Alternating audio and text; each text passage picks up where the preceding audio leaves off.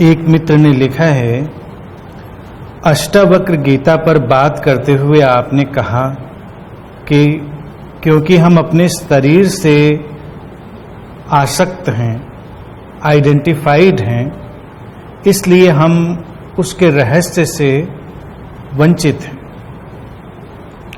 जितना हमारी आसक्ति या आइडेंटिफिकेशन कम होगा, उतना हम शरीर के रहस्य में भी प्रवेश कर पाएंगे। कौन है जो आइडेंटिफाइड है और कौन है जो डिसआइडेंटिफाइड होगा? हमारा मन या हमारी चेतना?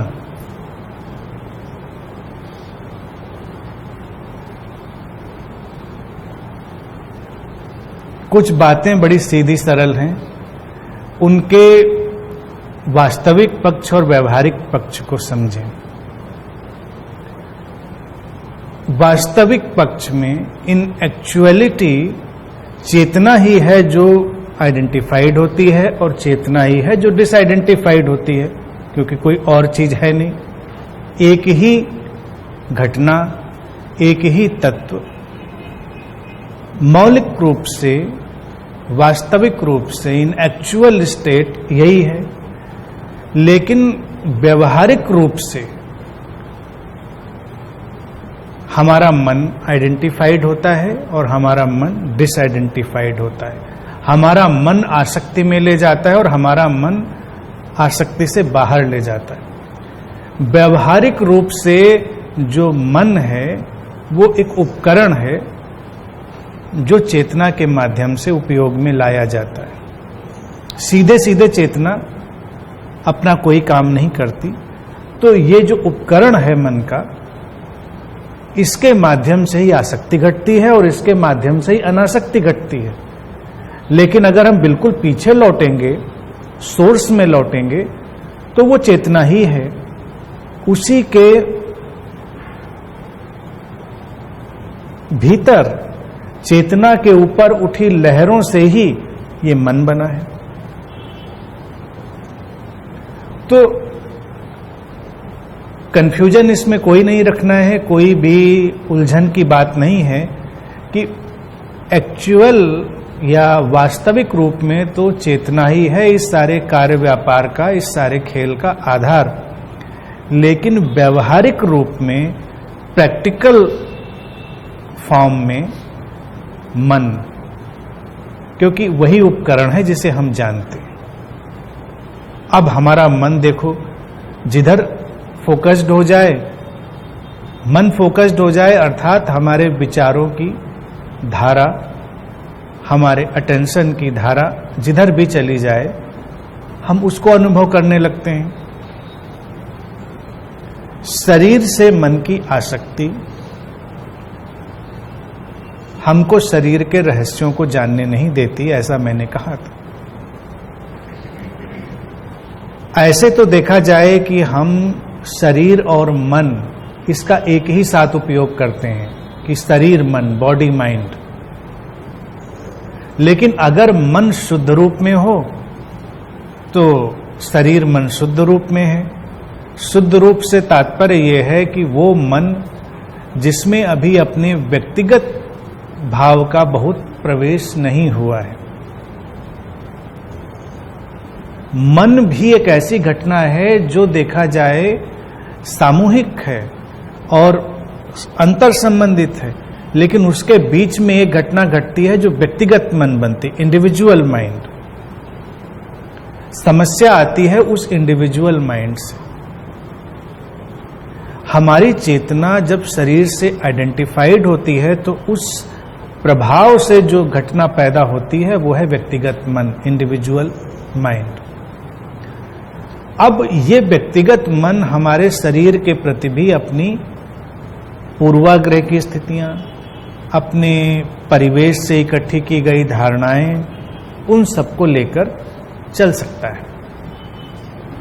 अर्थात एक मन वो जो सार्वभौमिक रूप से, यूनिवर्सली, कलेक्टिवली काम कर रहा है, उसका अपना ढंग है, उसका एक कांस्टेंट फ्लो है।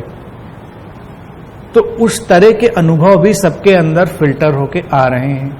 लेकिन उसी कंटिन्यूटी में, उसी प्रवाह के बीच में यह है व्यक्तिगत मन, इंडिविजुअल माइंड, जो कि बना है परिवेशगत परिस्थितियों, विचारों, धारणाओं से, और शरीर की अपनी एक खास शारीरिक संरचना से।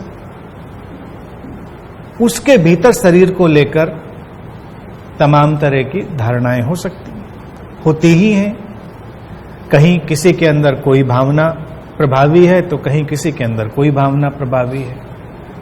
मूल रूप से अगर देखा जाए, जो बहुत प्रचलन में आसक्ति का कारण है वो शरीर के मिटने और खोने का डर। शरीर बनता है और शरीर मिटता है। शरीर से आसक्ति पैदा हुई व्यक्ति की इसलिए क्योंकि उसको शरीर के मिटने का डर सताता है। अगर कभी कोई इस पर जाग कर देखे तो वो हंस सकता है, क्योंकि ये एक बड़ी विचित्र सी स्थिति है कि जब शरीर के बनने में हमारा कोई योगदान नहीं, और शरीर के बनने या विकसित होने या शरीर के घट जाने को लेकर, यानी कि बॉडी की हैपनिंग को लेकर हम न तो उल्लास से भरे हैं, ना हम इसको बहुत ही सेलिब्रेट करते हैं, न इसकी चिंता लेते हैं कि भाई कहां से बन गया, कहां से बना जा रहा है, कहां से बढ़ा जा रहा है, लेकिन इसके उलट मिटने को लेकर चिंतित हैं।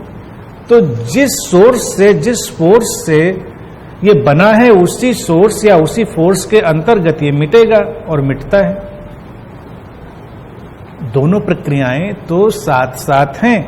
जब इसको कोई देख लेता है तो शरीर से आसक्ति हटने लगती है। शरीर से आसक्ति का यही कारण है, और ये बड़ा देखा जाए सोशियोलॉजिकल, साइकोलॉजिकल और जो परिवेशगत है उसका बड़ा अजीब सा इल्यूजन है, भ्रम है।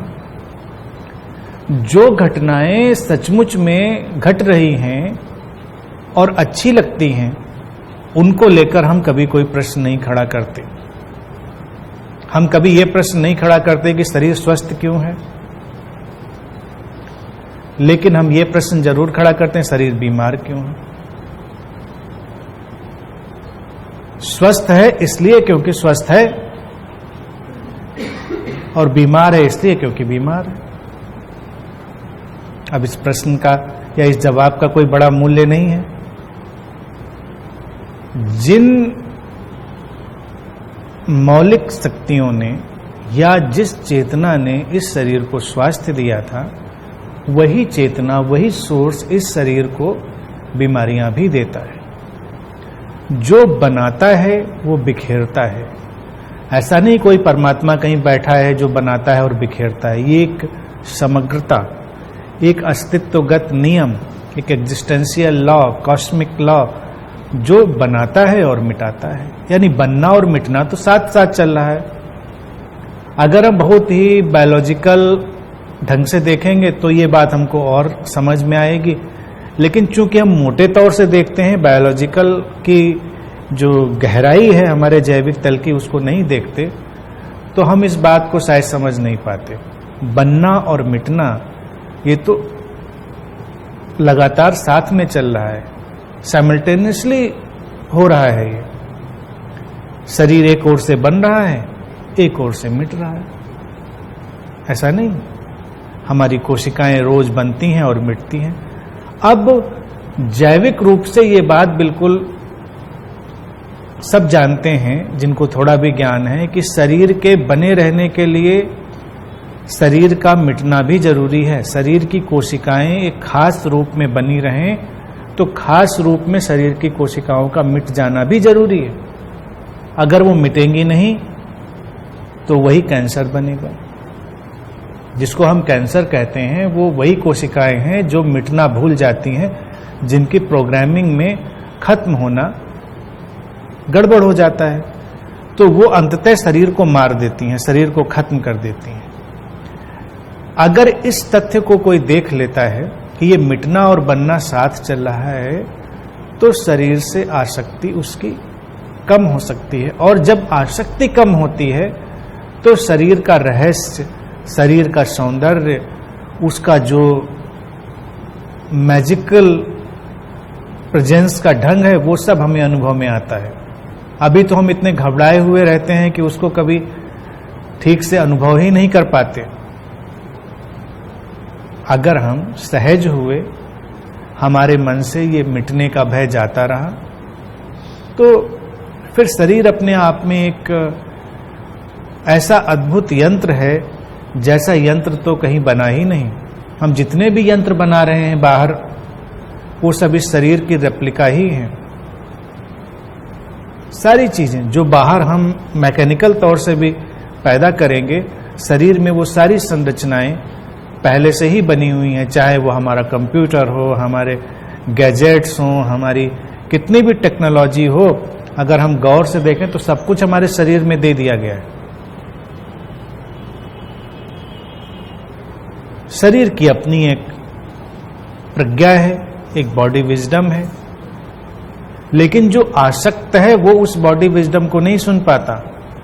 बॉडी विजडम को वही सुन पाता है जो अनासक्त है, यानी शरीर से आइडेंटिफाइड नहीं।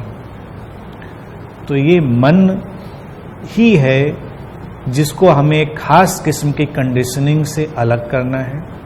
अगर हम फॉर्चुनेट हैं, सौभाग्यशाली हैं और हमारे मन को ये बातें सुनने और समझने को मिलती हैं, जो कि जरूरी नहीं सबको मिलें, तो हम अपने मन को एक अलग दिशा दे सकते हैं।